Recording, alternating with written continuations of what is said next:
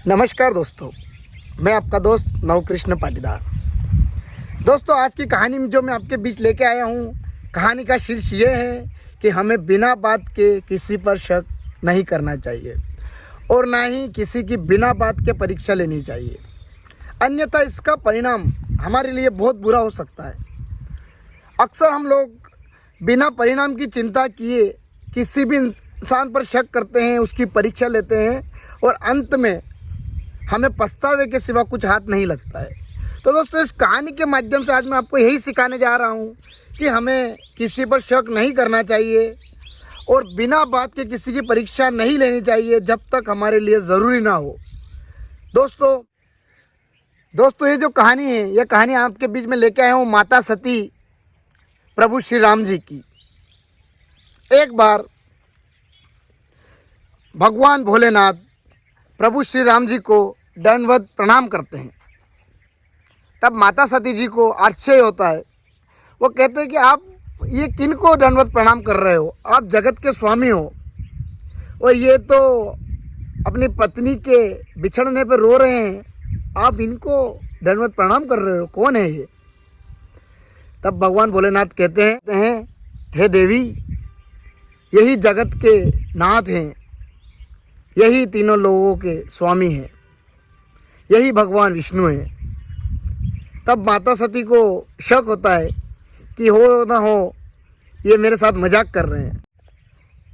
अगर ये अवतार लेते, ये भगवान विष्णु होते तो इस तरीके से इतना कठिन जीवन अपने लिए नहीं चुनते, इस तरीके से दर दर की ठोकरें नहीं खाते।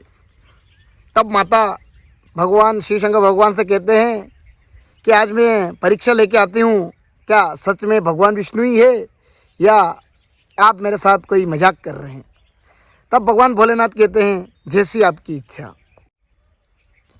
तब माता सती सीता माता का अवतार लेके प्रभु श्री राम जी के सामने आते हैं। उस वक्त जब लक्ष्मण भैया के साथ प्रभु श्री राम माता सीता की खोज में दर दर भटक रहे थे, तब माता सीता का अवतार लेके पार्वती जी जैसे ही प्रभु राम जी के सामने आते हैं, तब प्रभु राम जी अपने हाथ जोड़ के प्रणाम करते हैं और बोलते हैं, माता आप यहाँ वन में क्या कर रही हो? आपको तो तीनों लोकों के स्वामी भगवान भोलेनाथ के पास होना चाहिए। तब माता सती को लगता है कि शायद इन्होंने मुझे पहचान लिया है या मैं पकड़ी गई हूँ, तो बिना उनको प्रणाम किए या बिना उनको जवाब दिए वहाँ से भाग जाते हैं। जिस रास्ते से वो जाते हैं, सामने से देखते हैं प्रभु श्री राम लक्ष्मण भैया के साथ माता सीता जी तीनों आ रहे हैं। तब माता सती विचार करते हैं कि इनको तो मैं पीछे छोड़ आई हूँ। जब पलट कर वो पीछे देखते हैं तो पीछे से भी वही सीन, प्रभु श्री राम लक्ष्मण भैया और माता सीता चल के आ रहे हैं। तब वो आए देखते हैं, तब बाएं देखते हैं, चारों तरफ से उनको प्रभु श्री राम माता सीता और भैया लक्ष्मण के साथ आते नजर आते हैं। तब माता घबरा जाती है। इतने में भगवान अपनी माया को समेटते हैं और माता सती वहाँ से गायब होके कैलाश पर्वत पर भगवान भोलेनाथ के पास चले जाते हैं। तब भगवान भोलेनाथ कहते हैं, ले ली परीक्षा?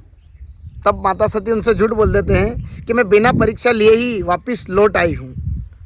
भगवान भोलेनाथ को शक होता है उनका चेहरा देख के, और वो अपनी दिव्य दृष्टि से, अपनी मन की शक्ति से पूरा दृश्य देख लेते हैं।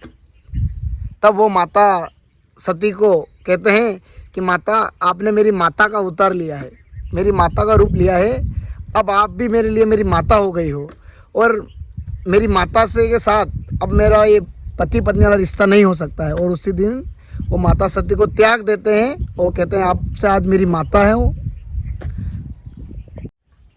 कि आज से आप मेरी माता का स्थान ले चुके हो। अब आज से जब भी मैं आपको देखता हूँ या देखूँगा, आप में मुझे मेरी माँ ही नज़र आएगी। और इस परीक्षा का परिणाम माता सती को इस रूप में भुगतना पड़ा कि उनके पति ने उनका त्याग कर दिया। दोस्तों, ये तो थी कथा। इस कथा से हमें ये सीख लेना चाहिए कि हमें कभी भी इस तरीके से किसी की परीक्षा नहीं लेना चाहिए, वरना उसका परिणाम हमें ही भुगतना पड़ेगा। इसी के साथ जय हिंद, जय भारत।